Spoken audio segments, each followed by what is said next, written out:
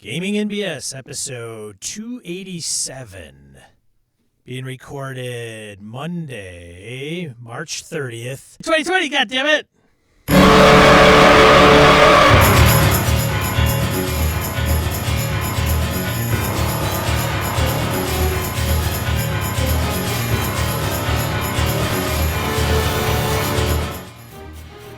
Welcome to Gaming NBS, a tabletop RPG podcast. I'm Sean. I'm Brett.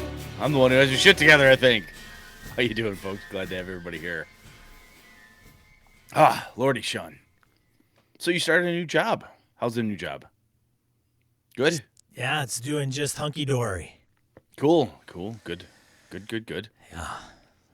Yeah. Yeah, nothing too crazy on my side. My son and I did a cool little community service thing today. There's a free rifle range out by me, which we utilize periodically. And the Parks Department was sent out a very nice social message, as polite as they could, to say, look, assholes, somebody needs to clean up their shit. People are leaving trash over the place. It's getting stupid again. So I'm working from home today, of course, and my boy and I are like, hey, you know what? Let's go there over lunch. Bagged up 4 big garbage bags full of crap. Swept up some brass, cleaned her up real nice, and felt good about that. It's kind of nice to do something cool. Well, that's fantastic, Brett. I know, it's totally not game related, but it was still neat to do. So I'll tell you what, man, speaking of game stuff, before we get into announcements, I think, we played a couple games this last weekend. We had the virtual GaryCon stuff, and then we had a chance to play Astonishing Swordsmen and Sorcerers of Hyperborea with the one, the only, the Tim DeShane. And I gotta say that Astonishing Swordsman's game was pretty fucking awesome. I had a good time with that. A lot of fun. The folks who were in on it, Wayne, Curtis, Jeff, and let's see, that Hobbs guy, you, me. It was fun. Damn fine time.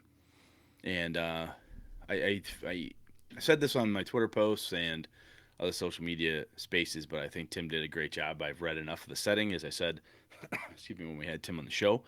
I know enough about it, and I was ready for the environment. I knew kind of how I wanted it to feel, and I thought Tim did a bang-up job. So, thank you, sir. That was very, very well done. Sean, after we had talked about it, and that's the first time you'd played it as well, did it hit your expectations, or were you like, that's what that's about, or something in between, maybe? I did feel as though it met expectations. I mean, when I say feel right, is it felt like Tim and Brett were talking about last time. It didn't have this is just another Forgotten Realms setting type of thing. Correct. Yes, I would agree with that for sure. Good. Yeah. I think Tim did an excellent job with capturing the overall feel of what Astonishing Swordsman, Sorcerers of Hyperborea was all about. I mean, little cult action, evil gods. I almost died, but went insane instead. It was good. Yeah. That's pretty cool. That's true. That's right. Wayne did die. First.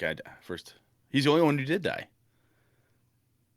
And yes. He died big time. He got cut in half. I did like Sean's, I'm a cleric, quote unquote. And I'm like, he's a fucking bard. He's got to be a bard. He's got to be a goddamn bard. Yes! Turns out son of a bitch was a bard the whole time. I don't know what you're talking about, man. The bard in cleric's vestments. All right, so I did not have any other gaming. Besides getting prepped, I've got 2 games this week with my home group. I'm running my Avalon game, The One-Eyed Raven, story, the title of that one, tomorrow, kicking that off with my boys, and then Dungeon of the Mad Mage on Thursday. But you, Mr. Sean, had some other games I'm interested in hearing about. You played Low Fantasy, I believe, and you also played Labyrinth Lord.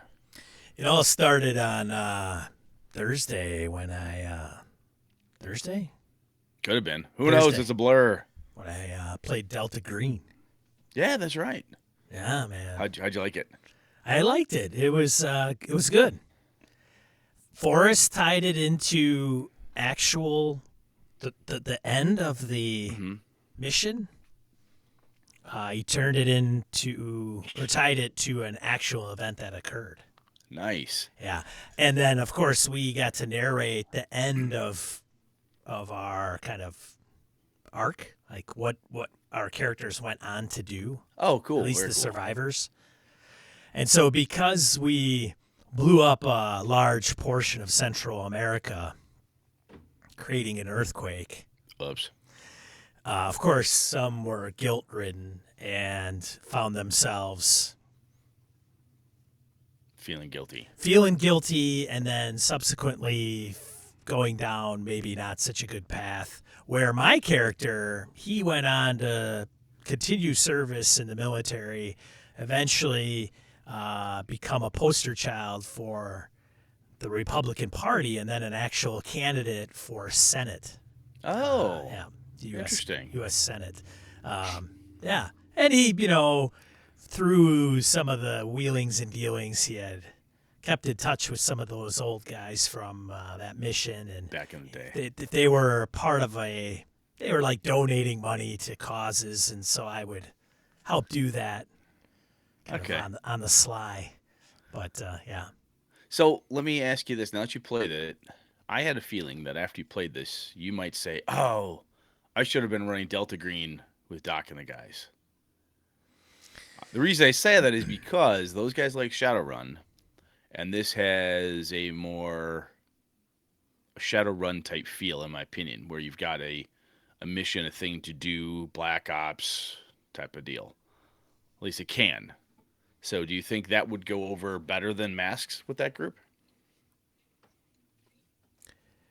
Yeah, I could see maybe. Go over is relative, but I think that Well, I'm saying action, man. yeah, there is more action. Because you look, you snoop, you poke around, you pull data, and then fuck it, you shoot people. Or you get shot at. Things blow up. Right. Which isn't normal in your regular Call of Cthulhu game. At least not as often. No, that's true. So but yeah, it was fun. It was great. I had a really good time. It was a 3-hour short adventure mission. I definitely could see where I would, given my background, turn that sucker up to about 11. Not that, and I'm not. That's not a knock on Forrest to Gary by any means, but What's the style thing, man? Well, yeah. I mean, they were like he gave pre-gens, and I didn't really look at the pre-gen as far as like what weapons I was assigned. Like I was a shotgun breacher guy, right? So yeah. I went through a full loadout. Like Forrest is like, well, if there's anything special that you want, let me know. And I just went through and equipped my guy as if I was that guy. Like, all right, I need an M16A2. I need a breaching tool. I need this. Yeah, I need this. flashbangs. I need 2 canteens. Wow. 2 first aid pouches. Nice. Yeah, backpack, prick 77. All this stuff. So cool, man.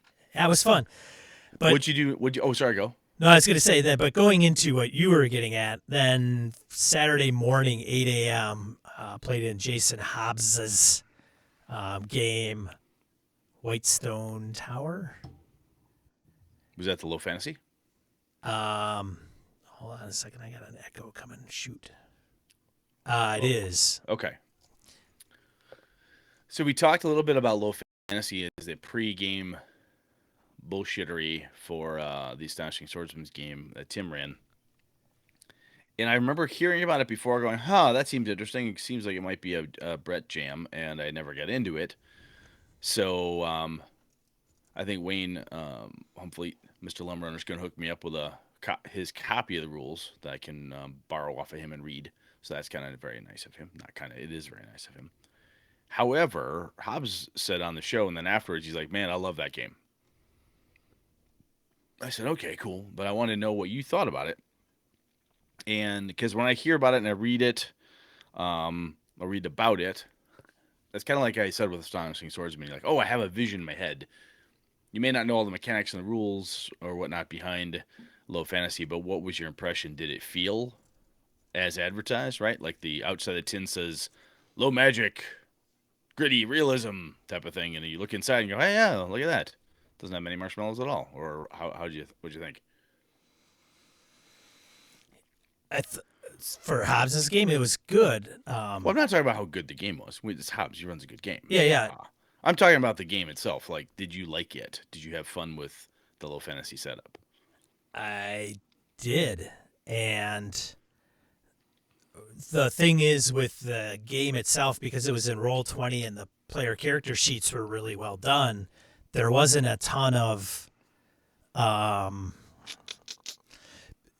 knowledge needed about the rules, Okay. right? So if you rolled for initiative, you'd click the initiative die roller, and then Hobbs would just explain, because in that game there's success, great success, or failure, and it's dependent upon your target creature on whether you need a success or a great success to go before it.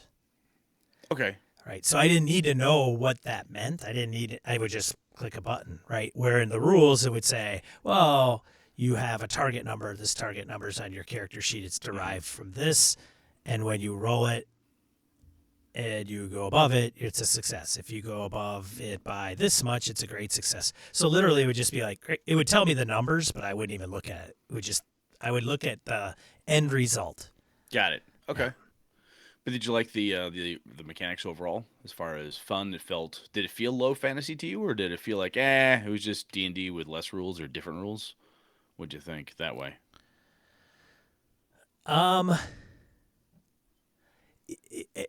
Because it had some skills still to it. Mm-hmm. There was a little bit of an element to that component. That did, so it wasn't like, okay, here's basic and you don't have any skills and you're narrating everything. So it wasn't BX, OD&D type of thing. Okay, all right. Does that make sense? Yeah, it does. Totally makes sense. All right, but you had fun with it. You liked it. I did. Then you played Labyrinth Lord as well, correct? I did play Labyrinth Lord. That was Paul Wolf. So Tournament style. Okay, I've not played Labyrinth Lord. However, I have always heard really good things about it. Did it strike you as, oh, that's a neat OSR clone, or wow, that's something I want on my shelf type of thing, or it's good? I mean, I'm giving you far too many either all in or out, all out options here. But did you like it enough that you would contemplate playing it again, running it, or was it unique enough that you could tell it was Labyrinth Lord versus Swords and Wizardry or something? Yeah. Lasting impression. I like that. Left a lasting impression. Sorry, I'm a slight bit distracted because we're getting some echo on Twitch and it's bothering the crap out of me. So thanks, Dark Elf LX, for helping out. Let me know if it's better now. I think I silenced something that might take care of it. What was the question, Brad? I'm sorry. Labyrinth Lord. Did you like the system enough? Can you tell? So one of the things I've had, a personal peeve, if you will, with some retro clones is I'm like house rules as far as the eye can see, right? Where they feel very much like blah, and I can't tell some of them apart in play. At least that's how it feels sometimes. So I'm curious as to was this, because I've heard Labyrinth Lord, people said, oh, it's like BX. Then I've heard people tell me, no, it's like AD&D. No, it's more like blah, blah, blah, or whatever. So what was your take off of it after you played? I would say it's the way. So I have Labyrinth Lord, and I have it from the Kickstarter, and the basic, it has the basic and advanced versions in it. And the advanced versions unlocks certain classes that weren't in the basic, like I think Assassin, maybe Illusionist. I have to look. They race as class or class plus race? I think it's race as class, if I'm not mistaken. I know people that are like OSR, just like probably, if I have that wrong, are just jumping through All right. chaos right now. But I couldn't get a hold of that, my head wrapped around it myself, Brett, because it's not like Basic Expert to me. At least it didn't feel like it. I think the way Paul ran it, it did. Okay. But Hmm. when I was creating my character, I'm like, oh, okay, there's these things. Like there was a little bit more to it than just. I'd have to look, man. I'd have to All right. reference So both. now that this is not a knock against Game Master or player, so if anybody takes this conversation as such, I apologize. That's not my intent. I think it's interesting to me sometimes. Then I'll run a game or I'll play a game, and sometimes I'm like, oh, that was interesting, but it doesn't really stick with me. Or I'll read a game system, and sometimes I think when some of them don't stick with me, like some of the OSR clones, is because I read through them and go, huh, that's basically Swords and Wizardry, except it does initiative different. I'm making that up. Or it's a lot like, um, I don't know, Osric, except, or whatever the case is. It needs to be different enough for me to want to grab onto it that it doesn't feel like a house rule off of BX or something. I don't know. I guess it's got to really kind of grab me. And that's why low fantasy seemed interesting enough to me because it's kind of an OSR.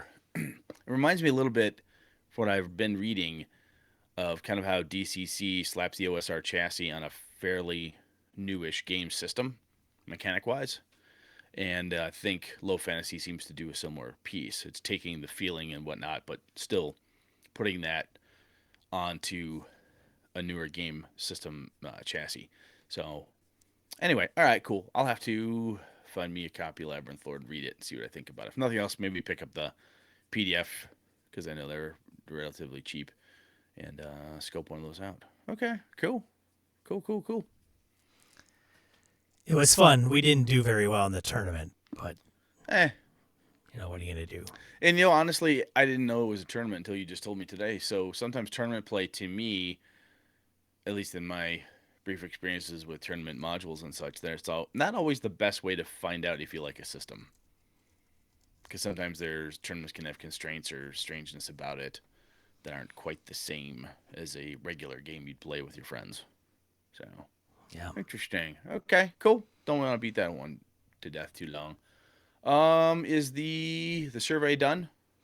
Jump over that. The survey is done as of the end of this recording, and so you and I will have to take a look at the results of that and Cool. see what we want to do. On top of that, I may add that I emailed my masks group, and they were like, "Hey, man, we're playing Tuesday, or are we? Like, what's going on? You haven't updated us on what you want to do." So I emailed them and said, "Hey, I'm gonna hang up the game for the time. Oh, excuse me, the time being, because I've got too many balls up in the air for the most part." So Was there disappointment? uh, is it what it the what? Say that again. Were the players disappointed? Like, They oh, haven't we really. responded. Like I Oh, literally okay. emailed them this morning and said, "Hey, I'm gonna hang up the game for now. I'm willing to play every other Tuesday, but Just not running.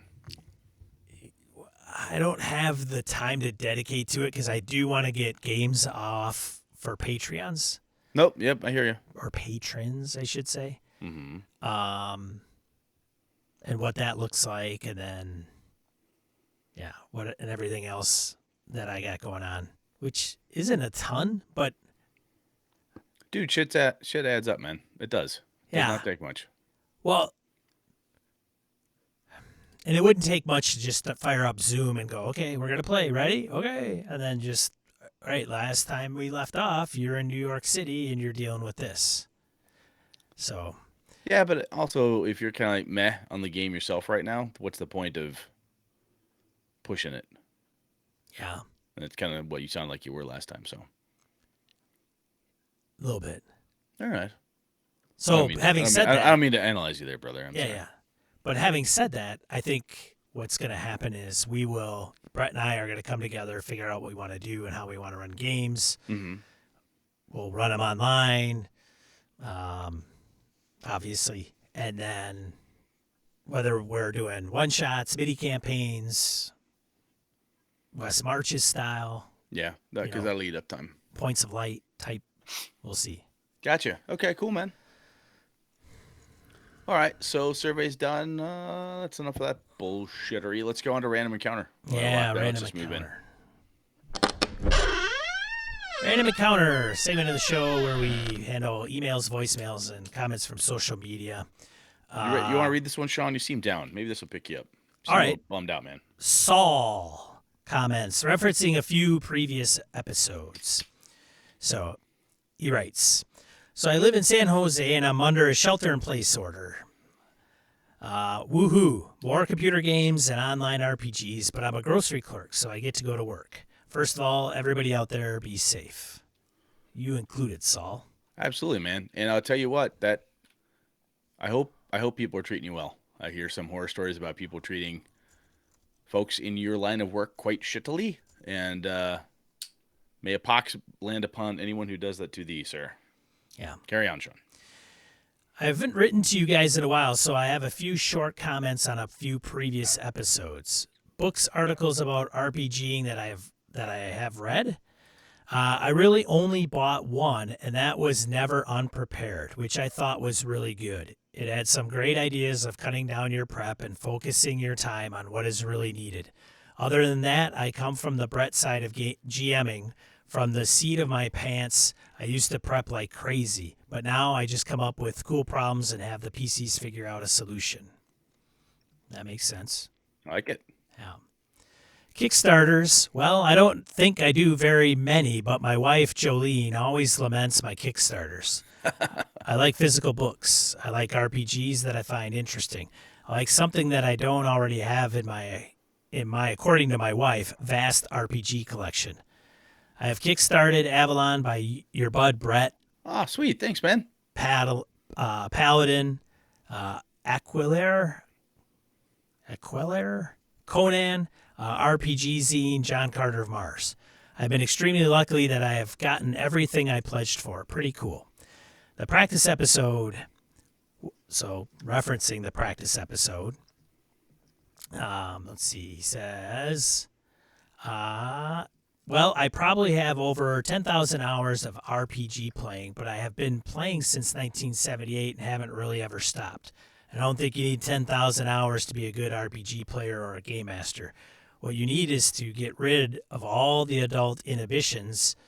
You learn from inhibitions. Learn from your GM mistakes and play with various GMs and see if people have a fun time.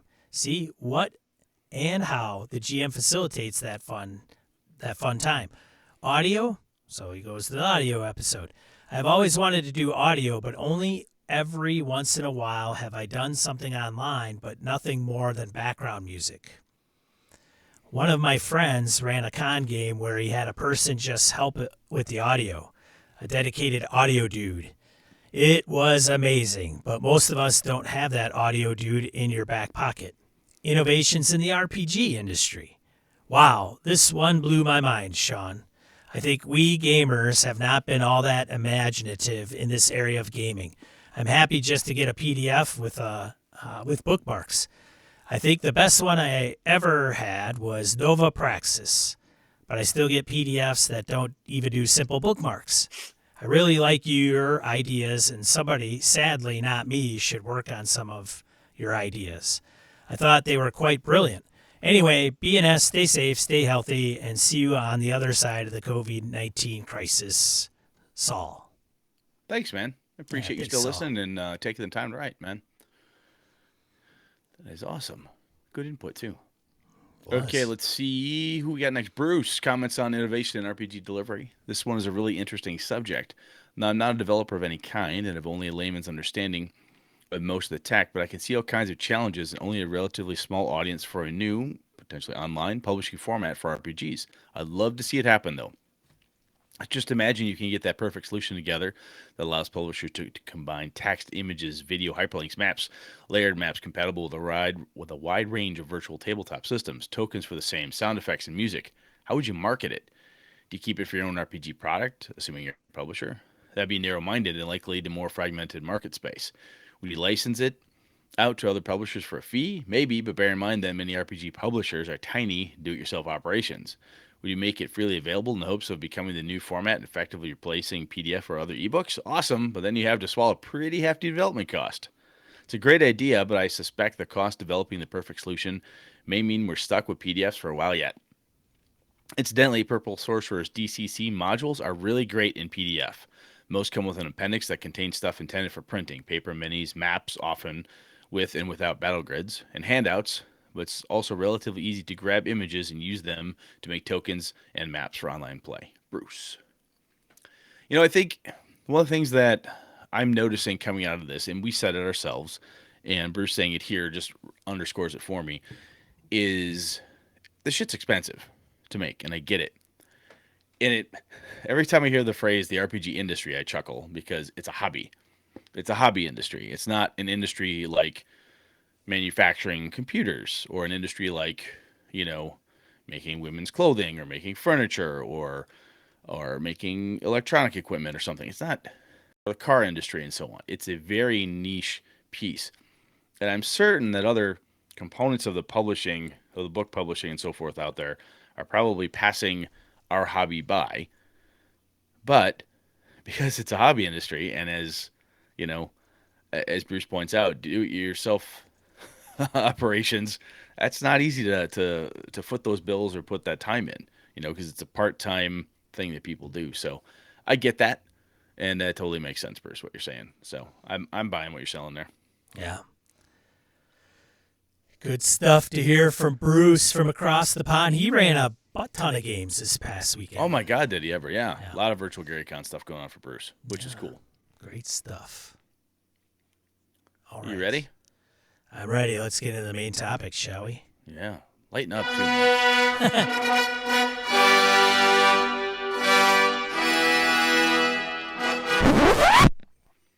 All right, Sean, here we go. So, Mr. Deshane did this, and it got me thinking when he was running Astonishing Swordsman and Sorcerer of Hyperborea. He did a lot of dice behind the screen. Like, hey, my character was a scout. I picked a scout. I wanted to sneak. He said, what's your... I said, I got a 6 in 12 chance. I said, do you want me to roll that? He goes, no, I roll those. I'm like, oh, that's cool. And he had a number of those type of listen checks and so on that he would roll for us and then give us the what you got out of it. And I freaking loved it. When I was picking locks, he goes, you would know if you open the lock, that's on you. Okay, cool. I get to roll my pick locks thing. So that was kind of neat. But when he rolled, when I'm listening at the door, what do I hear? You don't hear anything. Okay. And there was a piece of me that's like, I wonder if Tim rolled for shit or if Tim's fucking with me. Maybe he's fudging. I mean, there's nothing. So all that wonder was in my head. And I really liked it. And so we're talking about those things where, your ninja's moving silently. Your street samurai is trying to hear if there's anything behind the door. Wizard trying to spot the hidden treasure in the library. Or you're trying to smooth talk a guard or something. So we've talked about this a little bit before. And Sean and I have mentioned doing it. And quite frankly, Tim was one of the only game masters that I can remember in recent or distant past that have done it successfully to me. And I think he put the time in to make sure that he had all the stuff written down. But it really worked, and I thought he implemented it very well. I know some people hate it when the game master rolls any dice for the players, and vice versa. I mean, there's games like Cypher System, which basically all the dice, it's all player-facing. Even Gumshoe, from a large part, is very player-facing. We've talked about that before, too. So, Sean, let's talk about this a little bit. I want to kind of bring back should the game master be rolling checks for the players? Is it yes, but it depends perspective? Is it a only in certain systems type of thing? So, what do you think, Sean? Yeah. Did you like having Tim do that, or? Yeah, I think the way that he handled it was done really well, in my opinion. But I guess did it add to the game for you? Besides going, oh, that's a kitschy thing that Tim does. It added to the game for Brett? Now, that doesn't mean it worked for you, right? I looked at it and went, ooh, mystery. I don't really know. I'm going to have to go with this intel that the game master's telling me. This is kind of cool. Did you have that same feeling, or were you kind of like, man, it's just a thing? I did. I didn't have a lot of those experiences like you did, Brett, because I wasn't You're too busy trying to convince us all you're a priest. Well, in the instances that you're a game master and you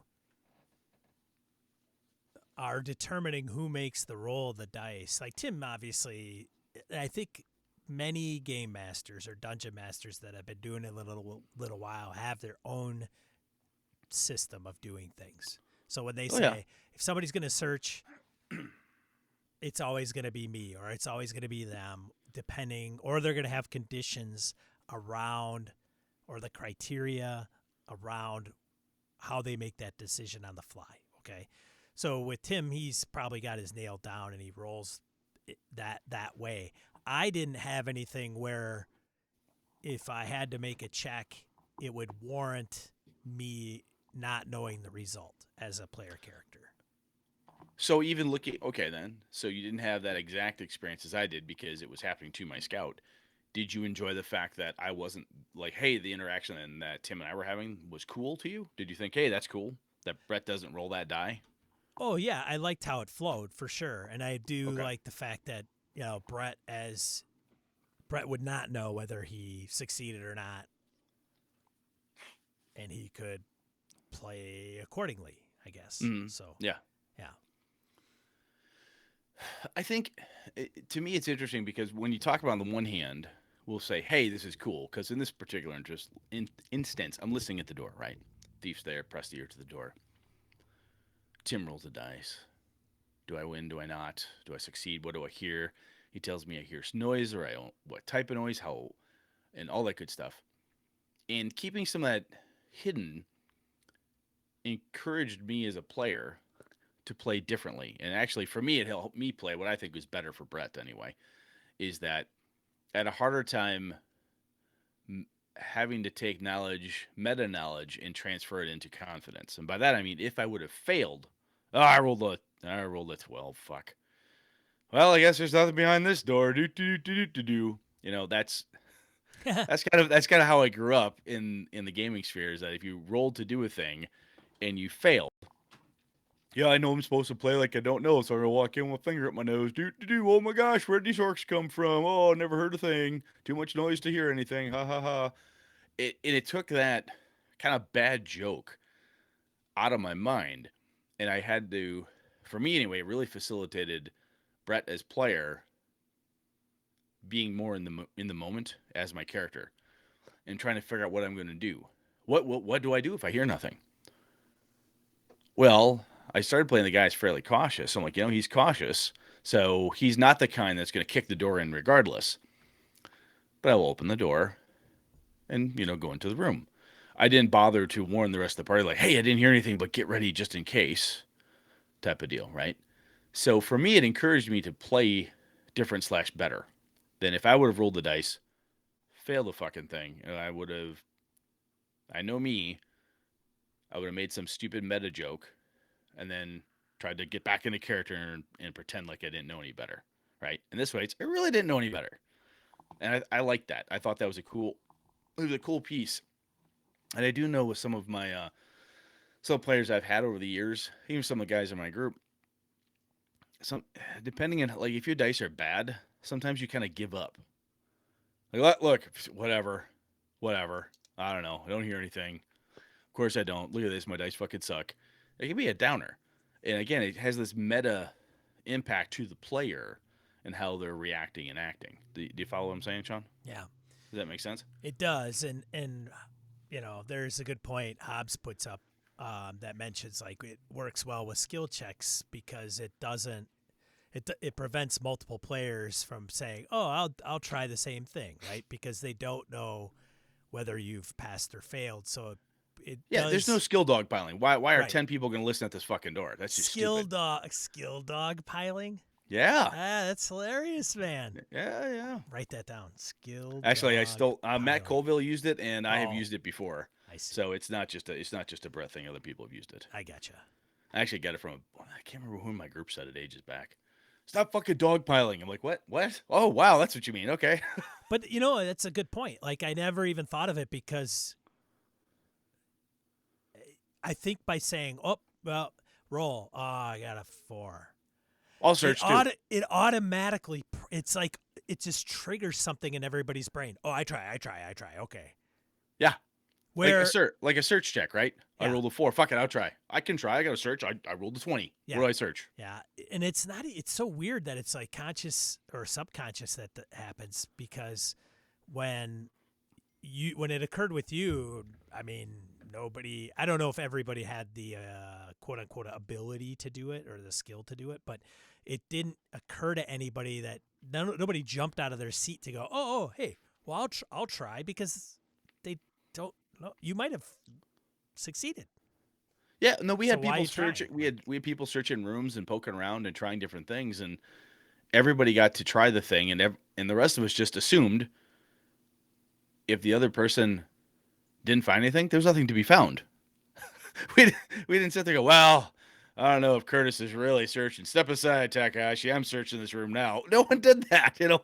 And Curtis and the other part, he's up front with me. You know, my rogue's doing the thing. He's following me at the cautious distance with the light, and I'm just playing the telephone game back to him what I see. He took it for literal. Whatever I told him is what I told him. He's like, okay, nothing, nothing, nothing. That's just actually how my character squirreled away a sack full of coins because no one was there looking at me when I took it. Yeah, And even, you know, but anyway, apart from my chicanery there, I liked it. It had me play better. And I think the skill dog piling thing, I didn't even notice it until you mentioned it now. Thanks to Hobbs there. But yeah, I think it didn't happen because we're all like, well, he tried. Why would I just walk up and do it for them? Right. yeah, yeah. There's no urgent like I'm not compelled to do it. You know, the other thing that we were doing too with that, and I think this aided, and Tim doing this aided in this. I was doing all the scout things. My niche was to go listen, sneak, and do. No one tried to do that with me or in place of me, even if I failed, because that was my job, right? That's Yeah, what I do well. When we had to identify some stuff, we looked to Hobbs' necromancer and in vain tried to get him to help us. He's the world's worst necromancer, as we found out. World's worst sorcerer. Probably a good necromancer, terrible sorcerer. Anyway, point is when those things went to that character, no one else said, "Well, can I do it instead of him?" That never happened at all. right. Any attempts, any of the ideas, anything that the people wanted to do. Um, who was that? Was that Jeff was playing the paladin? My buddy Jeff. No, no. Oh, Who was? Jeff's Yeah, Cipher. yeah, yeah, yeah, yeah. Yeah, Yeah. So Jeff's a paladin. He goes, "Well, as a paladin, I think I would know blah blah blah blah blah." And we went, "Okay." And you, even though you were masquerading as a cleric, no one else in the room said, "Oh, my character would also know religious stuff too. It looks like he fucked that up. Can I try it?" All the niche protection kind of fell into place. I don't know if that was just because, quite frankly, it was a really good group to play with. I'd love to play with all those folks again. That was fun. But I think that helped in like kind of a knock-on effect. It really helped to do that. Now, I think I have talked to players and some of them in my own group that they don't like it because they believe that knowing the die roll helps them role play the result better. My usual response to that is, well, you can't do the, oh, I guess I lost. Don't know what's in beyond the secret door. You know, you can't do that. But I have seen good players. And when I say that, it's not that my players aren't good, but I give them shit for that. But I have seen players like, okay, they fail and they take that to a role playing place.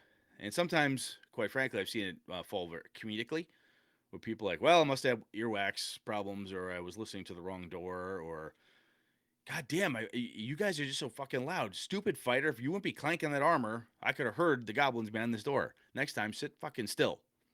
They turned it into an inter party role playing moment. And the concept of having that die roll in your hands, your success or failure, success is when you combine the two. that's right. Your success is in your hands, right? Any dice that are going to impact your character's abilities, knowledge, go forward, go back attitude, whatever that is, is your fault. You know, you don't have to. Well, the DM. What if he fudged the dice?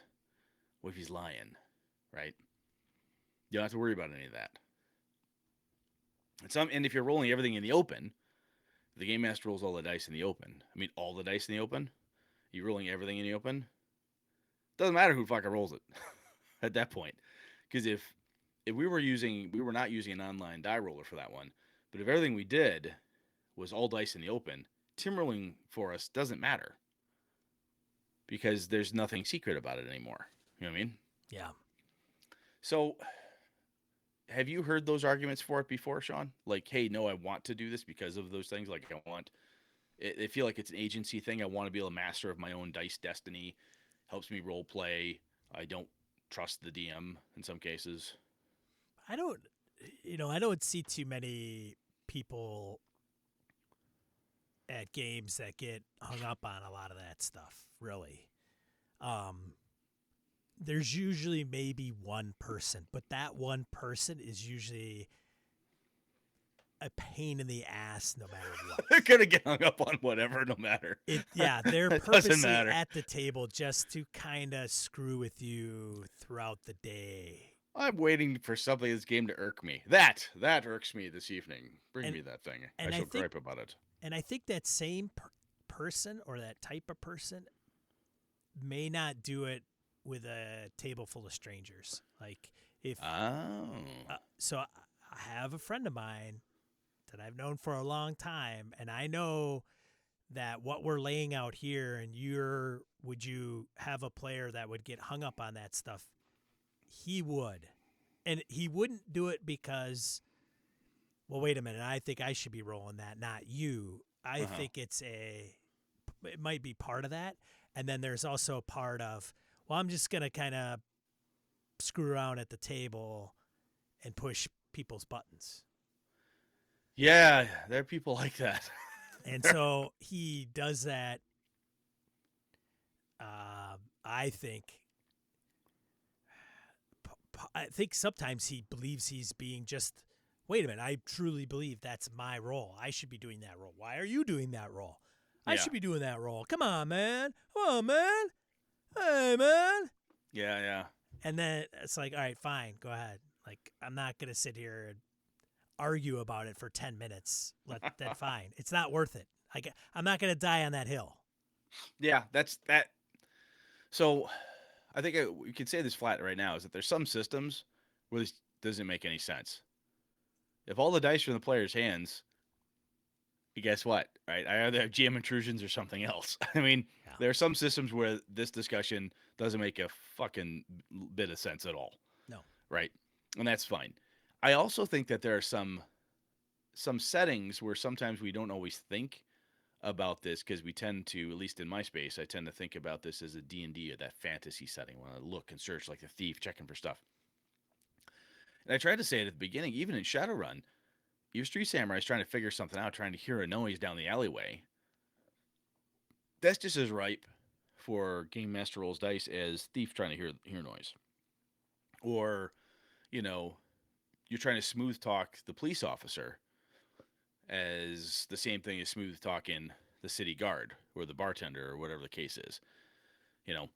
So I think it's not even the setting. I think the system can stop you, but I don't think the setting would necessarily stop you. It is it's just a style of play that if you're not used to.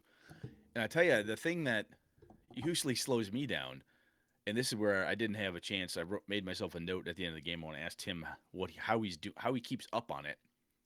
Is the bookkeeping piece of it. And this is where a lot of us as game masters, I feel, we started with a great aspiration of I'm going to keep track of everybody's skill checks so I can roll certain skill checks for everybody. And then about 3 levels in, we go, fuck, I haven't updated my chart. I forgot to update my chart. Son of a bitch. Okay, cool.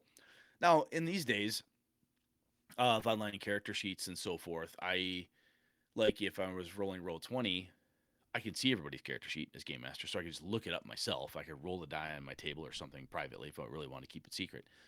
Or you could ask characters to use like a DM's guild or even fucking update a spreadsheet. There's a lot of different things in the Google Doc you could do to put the onus on people, but there's that chance, that risk that the data you have is outdated. I think one of the ways to get around that is either as the game master, you build yourself some discipline to always do it, or there's a partnership discipline here that's like, I will ask you, I need you to give me, because you're going to go away, you're going to update your character sheet. At the start of every game, I'm going to ask you, did any of your skills change? If you say no, I will not update the sheet. If halfway through the game you say, oh, fuck, I forgot, the answer is no, because I asked you at the beginning. I'm not retrofitting it because 3/4 in this game, you just realized that you forgot to tell Brett you updated your stealth skill. Too fucking bad. Well, I would have made those last 20 stealth checks. I just forgot to tell you. You know that time when you asked me specifically to my face, hey, Sean, did you update it? Yeah, I forgot to tell you. So, or I thought I didn't, but I really did. And no, you have to be kind of black and white about it. But I think you can kind of do a partnership owner on updating it. But at the end of the day, it's bookkeeping that somebody or somebodies have to make sure that they're keeping track of, right? But you don't. Do you let them at that point adjust their skill and then move forward in the same So session? in that scenario, let's say it's you and me, and I said, Sean, and I asked the group, did anybody update their skill? Sean, nope. Blah blah blah blah. Halfway through the game, Sean goes, oh fuck, I actually did updated my stealth skill. I'll be like, no, too bad. I asked you Damn. hours ago, dude. No. However, Damn, or do I? that's harsh, man. I know. I'm just getting older and pissier. But you could say, all right, cool, but I'm not going back. I think I would take the harder line, Sean, if somebody wanted to bemoan the fact that they shouldn't have failed, quote unquote, all those other checks earlier that evening or that other session. That's on you, jackass. I asked you, you didn't tell me. But I could also see being lighter on it and saying, okay, cool, let's update it from this point forward. You have a +5 and not a +4. Cool. Don't forget to hey, who forgot to tell me? I forgot to tell you, Brett. Okay, good boy, Sean. Off we go. Type of thing. Well, I think at the end of it, it comes down to it's bookkeeping, and keeping track of notes and stuff is not always a game master's forte, even a player's forte. We all bemoan this, and we all have 1,000 different things that we think, oh, you know what, this time, there'll be online notes after every session, and this time I will update this thing, and it falls. But what I think happens there is you've got to recognize it fell, and the only way to make sure that it doesn't is to update it then. This goes to a lot of our role-playing practice stuff. I want to keep track of these private skills so I can roll these dice myself for you. We all agreed, we all thought it'd be great that Brett's going to do this. Sean, Eileen, everybody's on board with it. And Eileen forgets, or Brett forgets, and Sean forgets, whatever. I think what you do is every time you forget, you correct the situation and move on. And eventually, you will develop that muscle and that habit to always do it. It'll just be a thing you have. Because I'm willing to bet that Deshane did not just wake up one day and say, hey, I'm going to do this really cool thing and I'll have this mastered. You mentioned at the beginning of this. He's obviously been doing it for a while and has a mechanism that works for Mr. Tim so he can get that cooking. Right.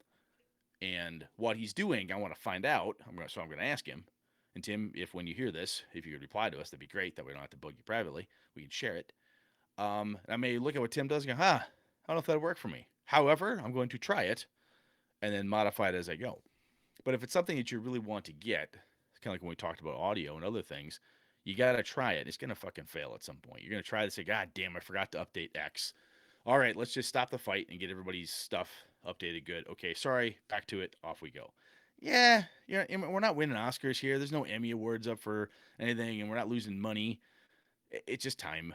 And we're hanging out having fun anyway. So I think if it starts to fall apart on you, if nothing else, if the group is saying, I'm not having fun doing it this way, can we please stop? That's a different situation versus, oh crap, I forgot again. God damn it, Brett. You forget every game. I know, I'm a moron. Yes, you are a moron. Give me your goddamn bonuses. So, I mean, each of those has its own piece, but so Sean, is this something you think you'd want to use? I mean, there's a lot of stuff you and I have talked about, like, wow, this would be really cool to do. And this one I think I want to try next time I get a campaign going. Yeah, I would try it, and I don't think I would have a problem implementing it. My Okay. question to you, Brett, would be because you play a group with a group that's used to you and used to things rolling a particular Mhm. way. So now you're going to Yeah. change gears.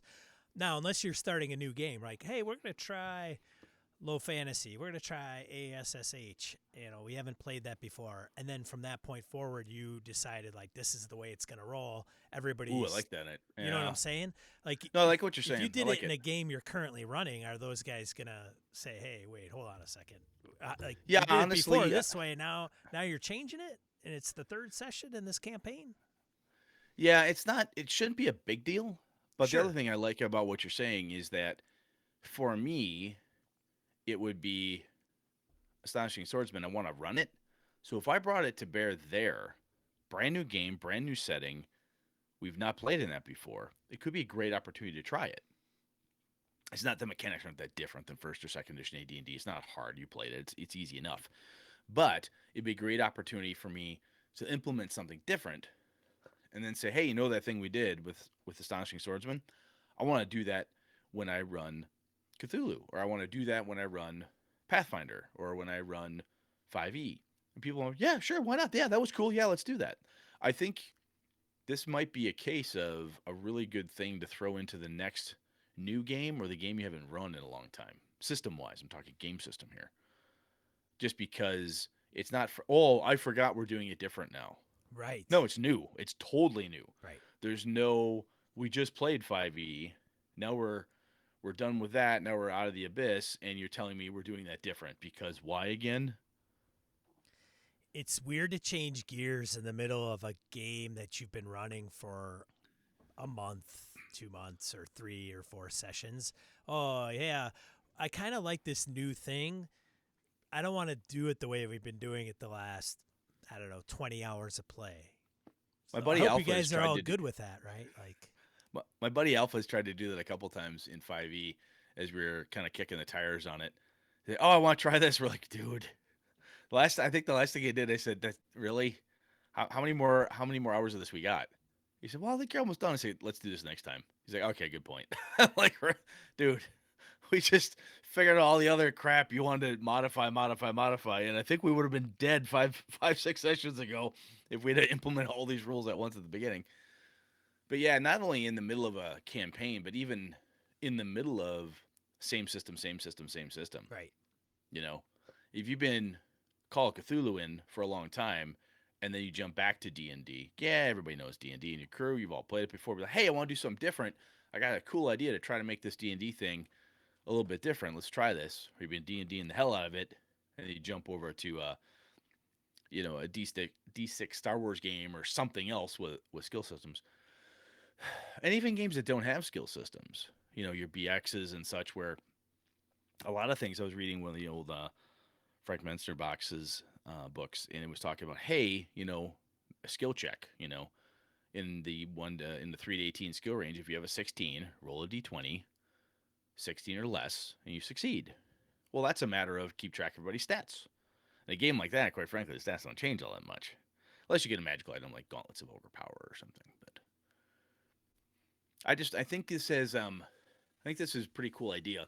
And one of the other things that it reminded me of is back in the day, way, way back, like Grandpappy, Grognardy days, the DM rolled all the dice, like for everything. I've read accounts of where the game master rolled up all your characters for you, gave them to you. This is the character What? you have. That's Everything was, craziness. yeah. You narrated what you wanted to do. I swing my sword at him. Try a series of feints and thrusts, and when I cut for the jugular, okay, the DM rolls the dice and explains to you what happened.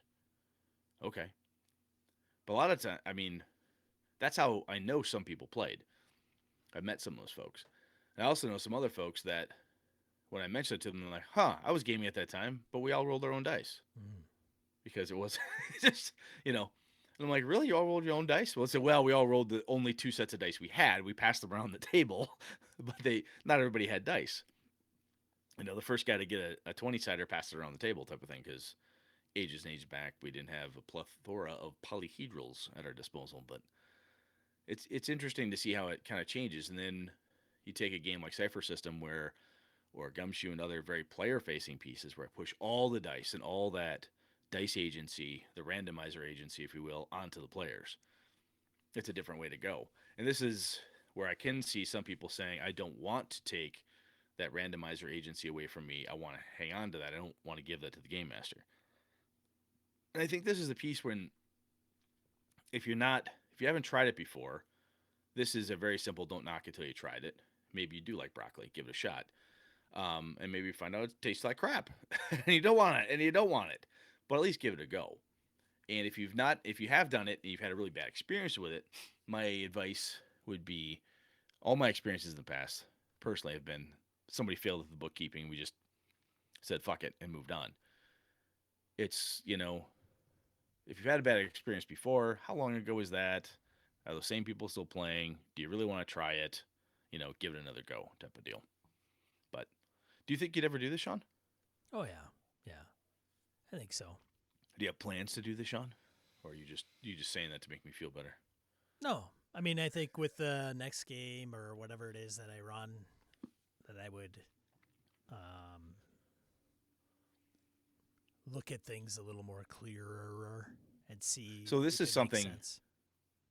When we're running games, Patreon games, whatever. This is something we should talk about too. When we go through the rest of this, is like, hey, do you want to take a couple of these ideas and implement them? And this could be a fun one. So cool, man. I might as well I don't know, take something that we actually come up with or discuss, I should say. We didn't come up with this stuff, but something we discuss and, I don't know, actually try it out. I don't know. See what happens. Actually implement this bullshit we've been spewing for, 6 years? Holy crap. They actually did the thing they said in episode 2. Neat. Well, folks, if you've had this work or not work, or better yet, quite frankly, if you've got a mechanism, a tool set, how are you doing it? And if you're like, hey, it only works for me in this game system, that's fine. Not knocking that. But if you've got a tool that says, hey, whenever I'm running D&D 5e, I always do this to get the info from my players, or how are you keeping track of it? What are you doing? That would be great to hear. So we could share that stuff around the old Gaming BS campfire here. So that'd be cool. You good, man? Dude, I'm good, man. All right. You sure you're okay? You're looking down, bro. I'm fine, man. The down. audio really pisses me off earlier. That's a whole other right. subject. All right. The podcast will sound great, but the video sound like dog shit in the beginning. Oh, I'm sorry. But that's all right, dude. Let's get into die roll. What do you say, Brett? Die roll? I like it. Yeah, let's die roll. Oh my god, that's really loud. All right, die roll. Segment of the show where we 2 to 4 miscellaneous points of gaming and geekery we want to bring to you. We've got 4 this week. First one, Con of Champions, May 23rd to the 25th, 2020. That's being put on by the folks over at Tabletop Events. So the proceeds goes towards keeping tabletop events alive and kicking during these times. So I've used JT and the guys that do this. They've announced that they're shutting down May 1st. This is a fact. They announced that? We had announced that we did. were going to shut down May 1st, but our community has loudly stated clearly that they do not want us to shut down, that we should run the crowdfunding campaign to help keep them going during the pandemic. So here's the deal. They're not making any fucking money at all for that component of their business. Because tabletop events, guess what? There's no events happening. Yeah. GaryCon uses them. I got a hold of the EverCon team, and I said, hey, guys, as you're shifting leadership and doing things, be aware. If this software isn't available to you, this is going to be a son of a bitch. Because tabletop events, for me anyway, that is one of the things that helped my partners and I take EverCon from where it was to the next level. GaryCon uses it. They use a modified version of it. But, excuse me, a lot of different gaming conventions use this system. And it is a rock-solid system. If you use it as intended, it just fucking works. So it's really cool. I'd love to see these guys stay alive. So I'm thinking of seeing if I can just donate some money if I can't make the virtual convention, how to, from a timing perspective. If you'd like to throw some cash their way, this would be a good time to help a good group of people that produce a goddamn good product for the gaming community. So anyway, that's my bit.